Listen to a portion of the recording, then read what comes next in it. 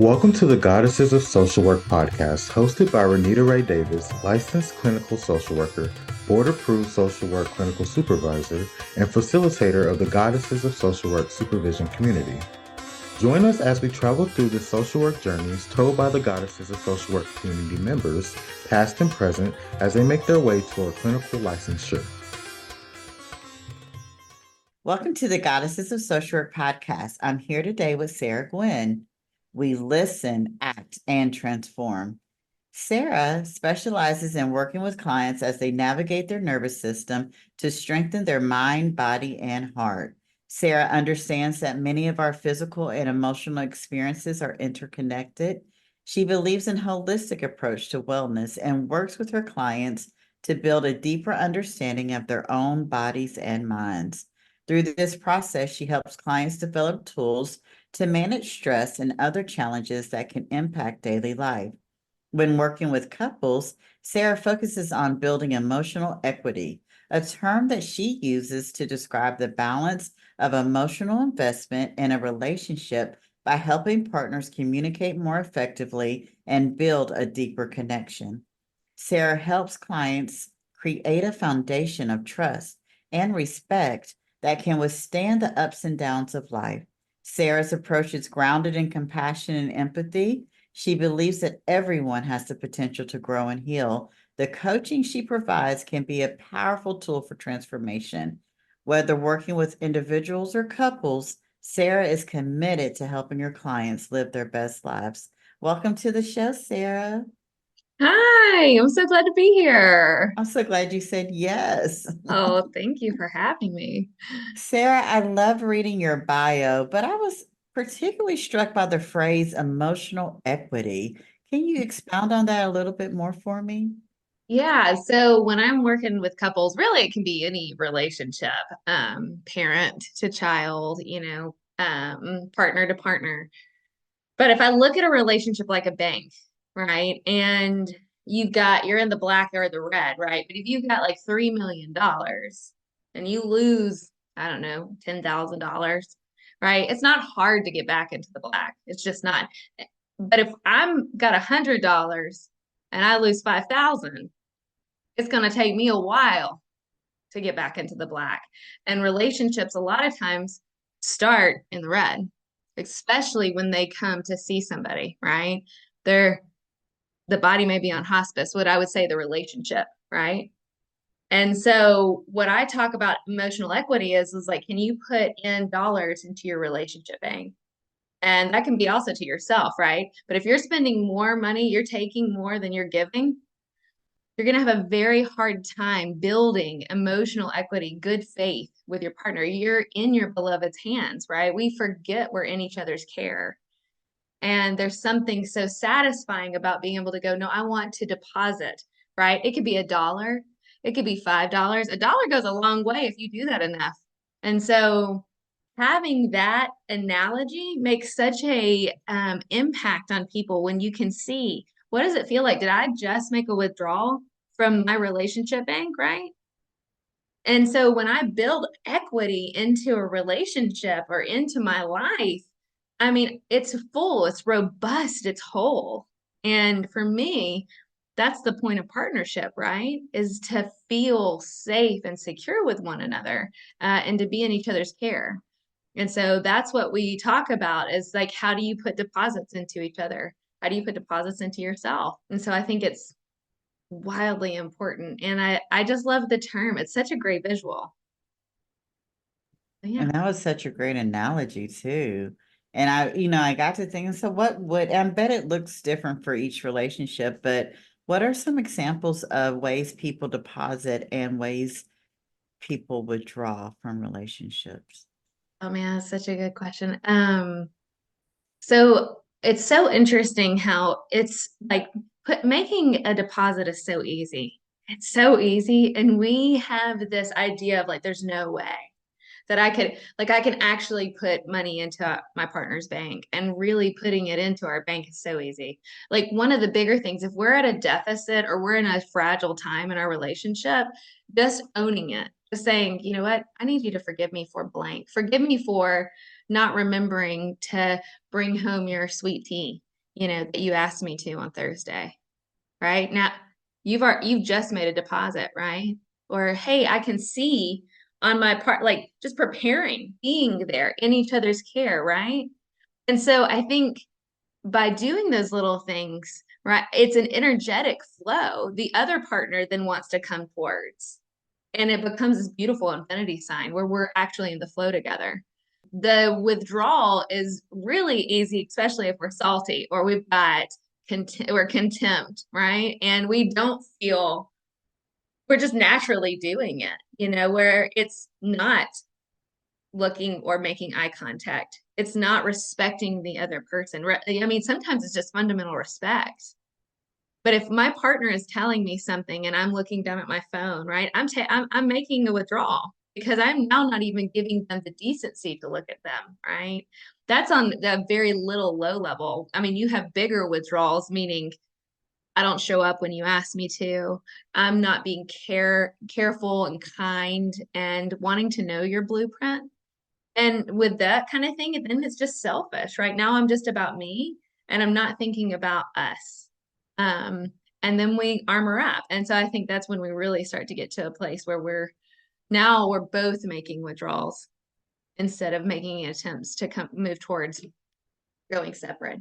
And that's when we get dangerous territory. So. Yeah. And I could see how easy it could be to make withdrawals. I'm just thinking of it's such a great analogy of the bank analogy and how you're in Target and you only went in there for one thing and you end up spending $200 and then you look at your account and you're like, oh my gosh, how did I get into the deficit?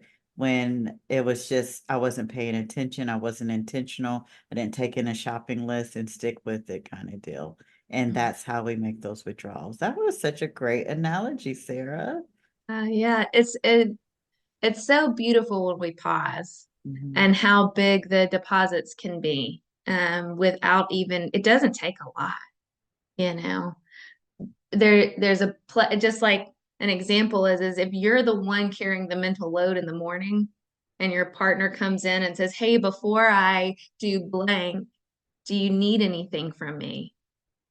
You can say you may not need anything. No, I don't, but thank you so much for asking. It just made a deposit because now we're a team, right? That was so simple. And that alone can make such a difference if we start moving in that way. Absolutely. I love that. I love that.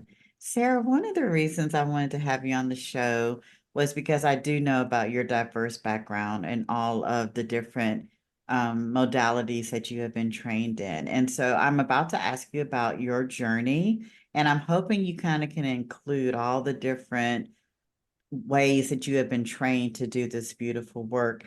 But before we even go there, why don't you just what did you want to be when you grew up? And then how did you get into this particular healing journey? Well, what I wanted to be when I grew up, well, I wanted to do something in mothering. I grew up in a staunch evangelical culture, pretty much the stay-at-home mom type, but I always had this drive to be of help and care. And there was something powerful about women who were giving birth. And I knew eventually, always, somewhere deep in my soul, I knew I would work internationally. But my goal was to be a midwife. That was what I wanted to be. And then it journeyed all the way here to be a midwife of the heart, right? Like just to doula. I think we need so many doulas in our life. And that's kind of where I landed, if you will. So. Yeah, I love that. And for those who may not know the term doula, give me a description of, and I know you're a doula in so many different ways, but give me a definition, I'll say, Okay. of what a doula is for those who may not know that term. Well, a doula is I mean, it depends on if you're a birth doula, right? A birth doula is like a birth coach, who's going to help with the birthing partner, the one that's carrying the baby, right? So, and a lot of times for the non-caring partner too. We end up actually being a doula more for the non-caring partner than we do for the partner that is carrying the baby. Though it's to help you breathe, it's to get through your hardest time, right? It's to be their cheerleader, to go all the way to the end till they have birthed this beautiful baby. And I became a birth doula, and then I went into death work, and it's amazing the parallels, because it is a birth for sure. So we're just of help, is what a doula is just a big as a coach Through life's transitions, mm-hmm. big life transitions. Mm-hmm. Yeah. So tell me a little bit about your journey. Start from wherever you want to, and how did you end up where you are now? Yeah, I was went into thinking about midwifery and got married really young, and then had my son at 23. And so I knew I wanted to be close to home with him. So went into fitness management, and was going to school at UNA, and then decided that I wanted to go into personal training.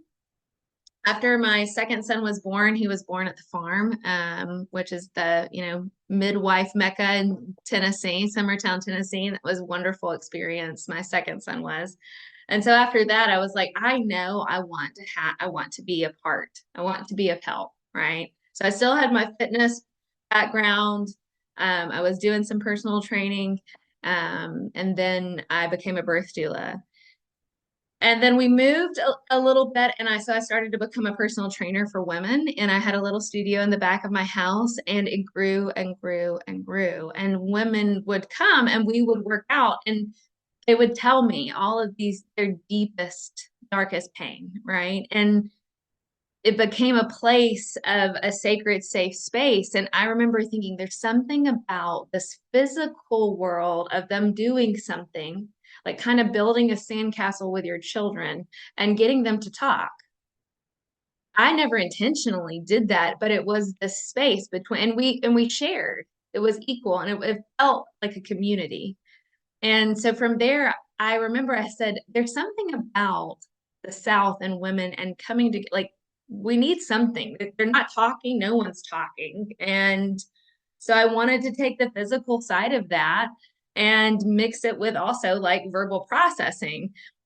But before that, I started a 501c3 called Conquering Life, and it was for women who just to build it was 2 conferences. We had speakers come from all over the country, and we had about 80 to 100 attendees.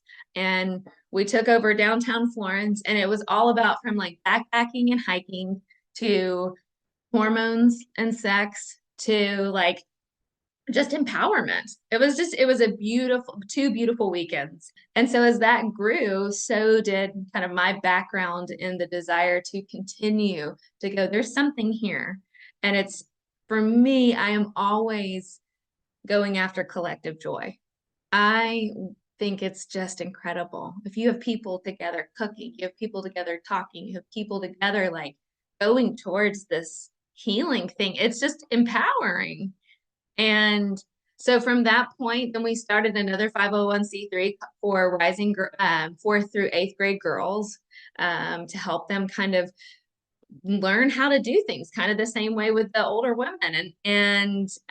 So it kind of bulldozed that way, till I went into the certified Wayfinder life coaching school with Martha Beck.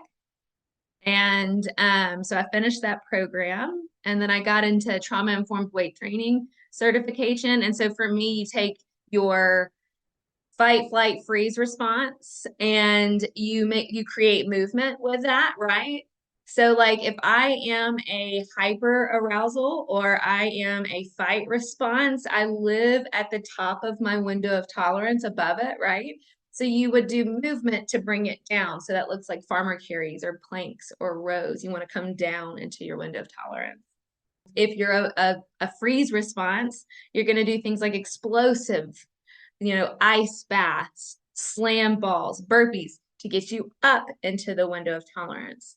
And so if you mix verbal processing and you mix movement or somatic work you're able to create this natural flow with your nervous system that is regulation. And so as I started to do that, I was interested, and I took a level 1 Wim Hof certification of ice plunging. You know, the paradox process is a whole process on how to to teach your brain a coding to help your body learn to basically create the reality you want to create in your life, you know? And so I'm in a somatic embodiment course now for it's a 4-month certification. And so with that, it's been an incredible journey to finally get to this place where we're doing rage work. We're getting it out of our body, and we're doing inner child healing. I mean, to have someone do a self hug, I mean, it just feels good, you know? It just feels good to the heart, and we forget that, you know? And so I have become, for better for worse, it feels like a midwife of the heart, and that feels really beautiful to be able to stand here and say. So that's kind of my journey. And there's still so many other, I mean, I have taken master classes with Jason Gaddis, master classes with Stan Tatkin. I have taken courses and certifications, and you know, my desire is to learn how to be the best version of myself. It really started for me. It was never for other people. It was like, I know there's more out here, and how do I become this version, to explore, to stay curious, and to heal? So Sarah, that was so beautiful. That is so beautiful.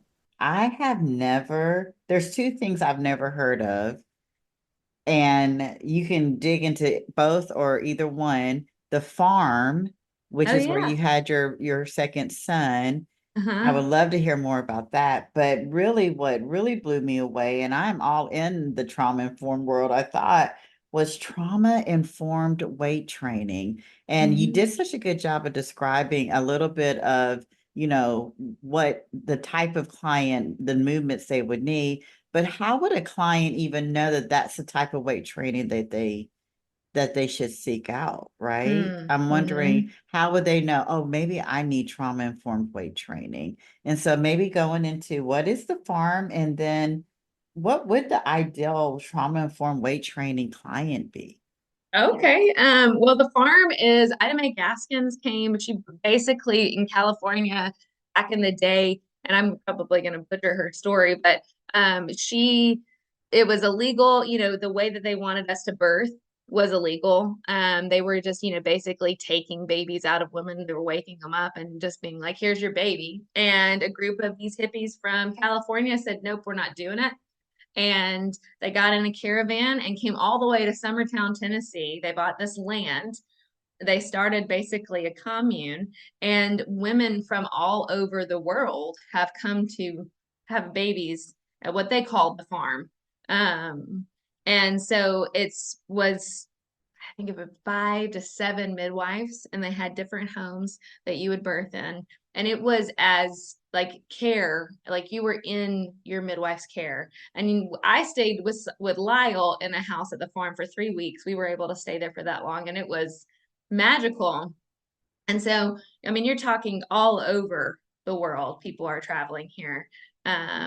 And she created a place for women to give birth the way that they wanted. And there's a lot of controversy behind, you know, birthing in one way or the other. For me, it was the body knows. And I'm really careful with the way that I instruct my doula clients when I was, if we're not all one way or the other, right? We have to find that balance. And so what is right for you? It's not hospitals are wrong or right, and giving birth at home or at a birth center is right or wrong. It's really like, what do you feel the safest in? What is your physician or your midwife feel the safest? And then you be the advocate for yourself of knowing what's right for you. And so the farm gives you that option, and they're really, really informed.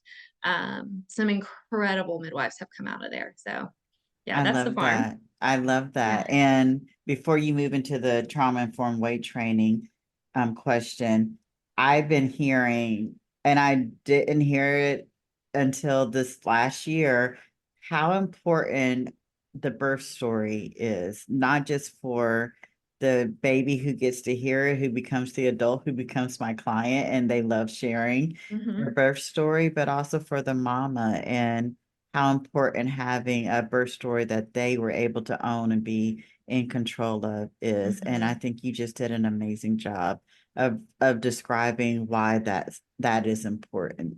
Yeah. Yeah. It's like, it is because it's theirs. It's their story. It's our birthing story.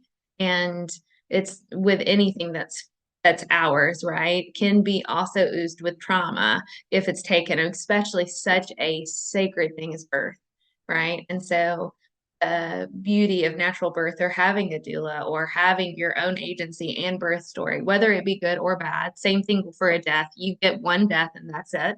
So get to have it how you want it, hopefully. And that's theirs, right? So it's good, bad, or the ugly. It's their story, and they need to be able. We need to be able to talk about it. So Absolutely. I love that. It's so beautiful. So beautiful. So then what is the ideal trauma-informed weight training client? How would they know that that would be a right fit for them?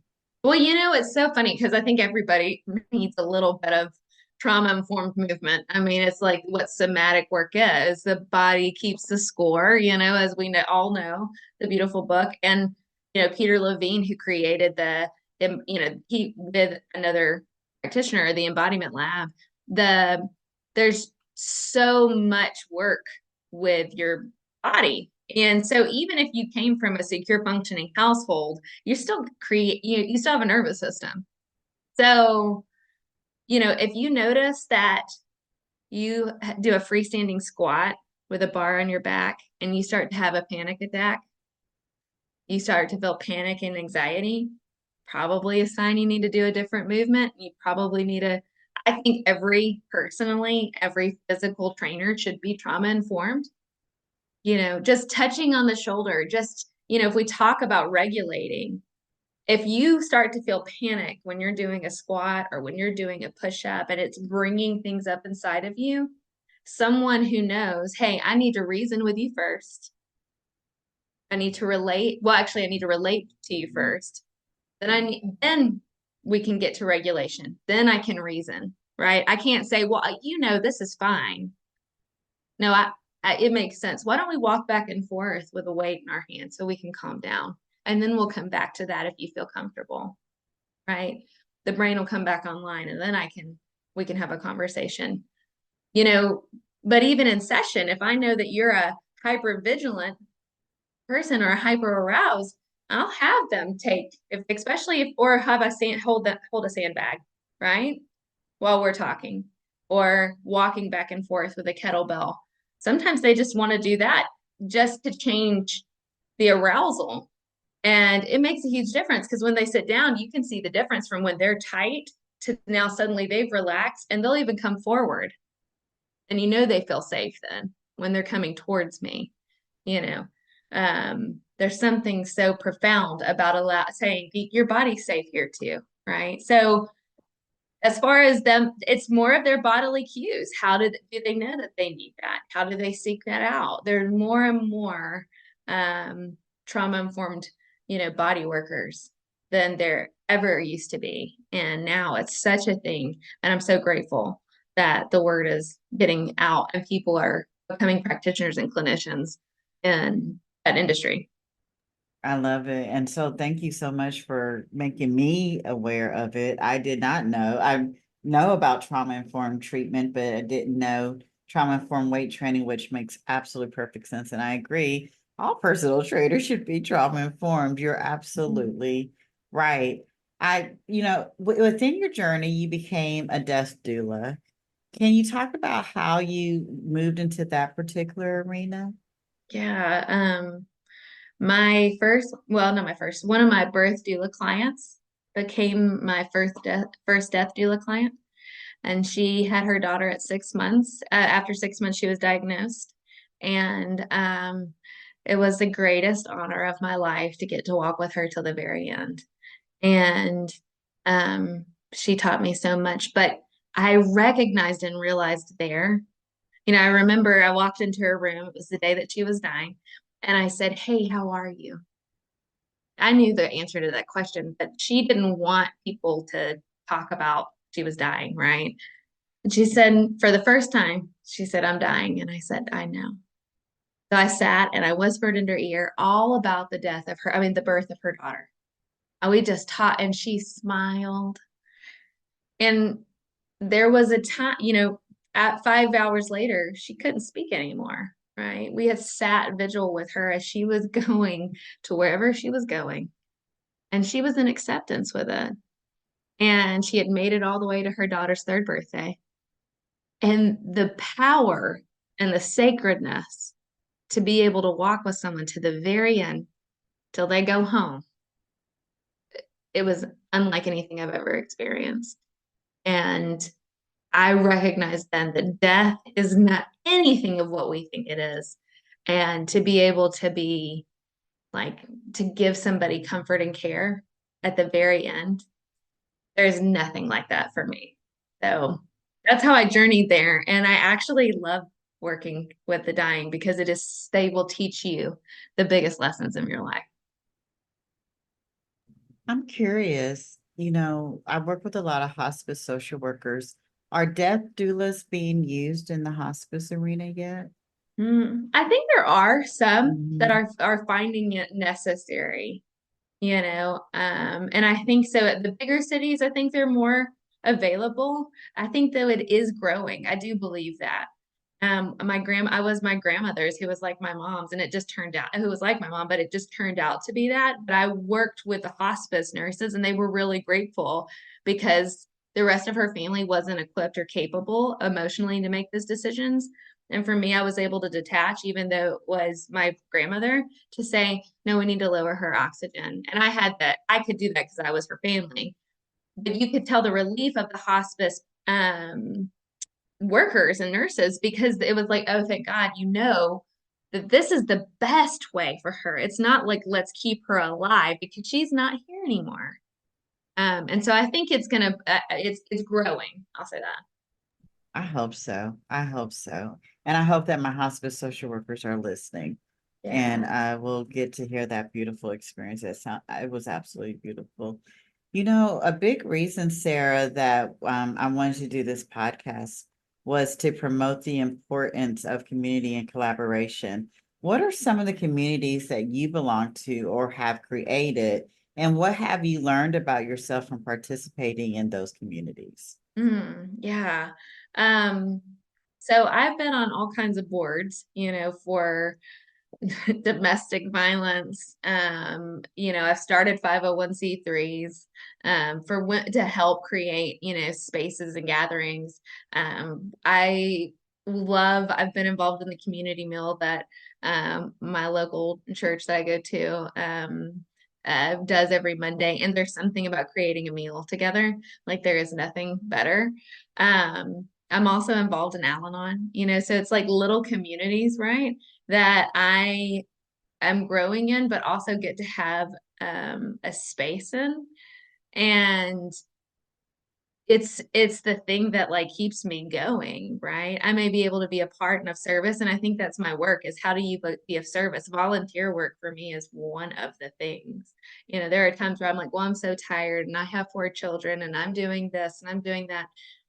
And working a program like Al-Anon is part of it is year of service, right? Recovery is important.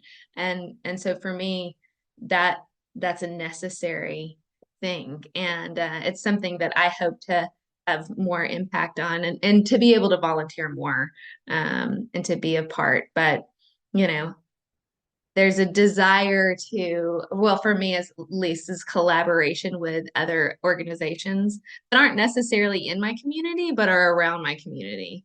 Um, and so I think it's important and it has impacted and shaped me, sometimes in the best ways possible. And sometimes it's been a very big learning lesson. So, Especially dealing with other people. Yeah. uh-huh. Yeah. And their views on life, yes, is different. It's different than, yeah, Uh-huh. especially when we go outside of what we're doing with other like-minded folks, and then we're in these communities that may not have the same views. And so, Mhm. yeah, it definitely I think that relationships are a spiritual journey, you know, and so that being in relationships with folks who aren't like you and may not have the same views as you allows you to be on that particular spiritual journey. Yeah. Yeah, absolutely. I completely forgot to ask you this, and we weren't really clear, but on your journey, we heard about so many amazing, beautiful things and love the diverse work that you get to do. But where are you now in your journey, and where do you want to go? Well, where I am, geographically, I am, And or or where. like where are you what are you doing professionally at Okay, this point? professionally. Yeah. I am, I guess by title, a somatic therapeutic coach for relationships and for couples and individuals and families. I do a lot of family work. I have two offices, one in Florence, Alabama, and one in Huntsville. And I do a lot of, I work 5 days a week, and we're doing movement. We're doing rage work. We're doing verbal processing. We're getting in the body. And so I love working with couples. I do different things like blow up a balloon and say, play keepy uppy with us and let's create some joy, right? Like they're like, wait, what? We haven't done this and our kids aren't here. I mean, but like who doesn't love to play with a balloon, right? And so it may be the first time that they've laughed together, And so how can you and there's something about that to be a part of it. So to get to do that every day is truly a gift. I That's love that. Yeah, it's the honor that I'm so honored to get to do this work. And that's oh what it man. feels like. You feel honored to get to do this work. Yeah. Yeah. Yeah. Yeah. I know because I know you personally, but I know a little bit about where you want to go. And I'm wondering, Yeah. have you thought about that on this journey? Where do you see yourself with all of this experience, diversity in this within this healing journey? Where do you see yourself going from here? Well, my ultimate goal, if I'm dreaming and manifesting, right, is to have somatic international couples retreats. And I led a retreat with a beautiful soul and friend of mine 2 Januaries ago in Costa Rica. And it was absolutely incredible. And it was women that they were in their 50s and 60s and all had been through some really hard stuff and big grief, and to see them to come together. I mean, to hike for miles or just to be able just to sit and cry in the yoga room. But and at one point we said, we want you to go out in the ocean and we want you to pretend that you're a child again and you're just going to play. And they splashed and laughed and kicked and shoved, and it was incredible. And I recognized and realized the landscape, the beauty of taking just couples away and then to say, no, let's get to work, but in the most pleasurable way possible. There's something about it, and something about intimacy, something about connection and joy, and taking people to a different location. It's a dream. So, And it makes people want to go and they want to go and do that kind of thing, especially when they mm, get to do it in a different country. I'm yes, excited for you. I totally see you doing that, and I'm excited for you to do it. Yeah. me too. Sarah, how do you see the work that you do working in tandem with other professionals like social workers? Mm. Well, I think I can't do the work that I do without collaboration. I absolutely think I cannot do it without community. I cannot, I am not like the only one. Like for me, it is the one, like to collaborate. All of my colleagues that I work with are incredible, LPCs or LMSWs or, they, and they come to the mat and we collaborate, and there is something so powerful about it. And so for me, it's a necessary means. And I've seen the joy, like the beauty and the work when there's collaboration, when there's community, when people are saying, hey, they need this. What do you have? Hey, I've got this client. And there's just something about it. Like it's the learning part. It's the hands and feet. And so for me, I couldn't do it without them. and my colleagues and the community and the women who have gone before me, like yourself, to pave the way, to give the ability of like a therapeutic coach to come on and say, hey, this work is here. And it's because you guys came before us and paved the way for us to be able to collaborate. And I love the work that you're doing because it is creating collaboration within the community. I appreciate that. I love that. And I wanted so desperately to have you on the show today because I wanted to show social workers other ways of introducing their client to healing work, that if they feel like they can't do it within their own agencies and organizations, there are other people out here throwing balloons. Yes. I love that. And creating joy. And so maybe even being able to say, hey, have you thought about doing trauma-informed weight training? Or have you thought about a birth doula or even a death doula if you're a hospice social worker? And being able to collaborate with folks like you who are doing this very needed work. Yeah. Yeah. Sarah, I so enjoyed this. I'm just cheesing. My cheeks hurt. But we are coming to our last question, and I'm curious, part of your bio said that you are committed to helping your clients live their best lives. And so what advice could you give our audience about helping our clients live their best lives? Like, what does that mean, helping your client live their best life? It's like if people ask me, well, what are you like, what's the thing you guard the most? For me, it's peace, right? Can you live in your peace? I will die on that hill. And when I talk to clients about that, right, it's the hunger, they're hungry for peace, right? They're hungry to be in their body and to just for maybe 5 minutes of the day, not struggle with the anxiety or the PTSD or the panic attacks that they've had, right? And so when I'm talking to other colleagues, we talk about what does it feel like to create or to give clients tools to be able to create a bigger availability of peace in their life so that they can they can make different decisions, make different agreements with themselves. And a lot of times we talk about opposite action, right? The action of what I want to do versus what I need or is the difference of what my body wants, right? Like my body had coping mechanisms. So here, it's easy as drinking a glass of water. I know that sounds so cliche, but sometimes that's how it goes. And so for me, we're talking about building a bigger bubble of peace. And that is like, if you have that in your life, it'll transform you. There's something about the calm that comes over your soul. And you're like, okay, now this does feel like my best life. I'm not saying that that's easy to obtain. I'm just saying that is when we're talking about how do we create that. I think it's so important. We're not driving towards anything. Just maybe it's 2 minutes of I felt calm today. And sometimes that can transform our lives. So I agree. And when you were talking, I was just even thinking, if that's the goal, like if we're doing a treatment plan, if that's the goal to obtain peace, people who have people-pleasing behaviors or people who have maybe some codependency issues, but if peace is the ultimate goal, the other not itty bitty, but those other things that keep them from that start to kind of fall away. That was such a great answer, Sarah. That was such a great answer. Yeah. Yeah. Sarah, thank you so much for coming on the Goddesses of Social Work podcast. It has been such a pleasure having you. It really has. Thank you so much. It's been an honor. I really have. I feel so special to be on here today. Thank you for listening to today's episode of the Goddesses of Social Work podcast.